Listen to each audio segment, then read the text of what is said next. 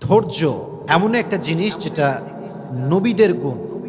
প্রত্যেকটা নবী ধৈর্যশীল ছিলেন, প্রত্যেকটা নবী সবের ছিলেন, প্রত্যেকটা নবীকে আল্লাহ তাআলা শক্তির মতো একটা অসাধারণ ক্ষমতা দিয়েছিলেন। প্রিয় ভাইয়েরা, সবর হচ্ছে এমন একটি হাতিয়ার, এমন একটি যন্ত্র যা কখনো ব্যর্থ হয় না। সবর এমন একটি যন্ত্র যা কখনো বৃথা যায় না, এবং সবরকে আল্লাহ তাআলা এমন একটি তীর বানিয়েছেন যা কখনো লক্ষ্যভ্রষ্ট হয় না, এবং সবরকে আল্লাহ তাআলা এমন একটি দুর্গ বানিয়েছেন যা কখনো ধ্বংস হয় না।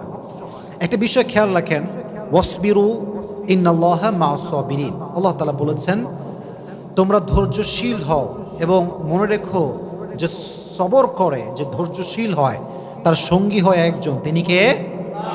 আল্লাহ তার সঙ্গী হয়। এখন প্রশ্ন হচ্ছে যে সবর, ওয়াই সবর ইজ মোস্ট ইম্পর্ট্যান্ট? সবরটা গুরুত্বপূর্ণ কেন?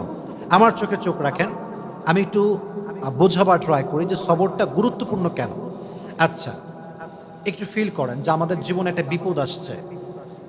হয় আমার বাবা মারা গিয়েছে, আমার জব আমি লস করে ফেলেছি, জব হারায় গেছে, অথবা আমার কোনো ইনজুরি হয়েছে, কোথাও আঘাত লেগেছে। আচ্ছা বলেন তো, এই সমস্ত প্রত্যেকটা ড্যাঞ্জারে আমার দিকে তাকান, ধৈর্য ছাড়া কোনো গতি কি আছে? কোনো গতি নেই। There is no alternative way of সবর।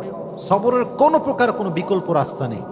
সবর হচ্ছে মুমিনের জীবনের সফলতার সবচেয়ে বড় হাতিয়ার।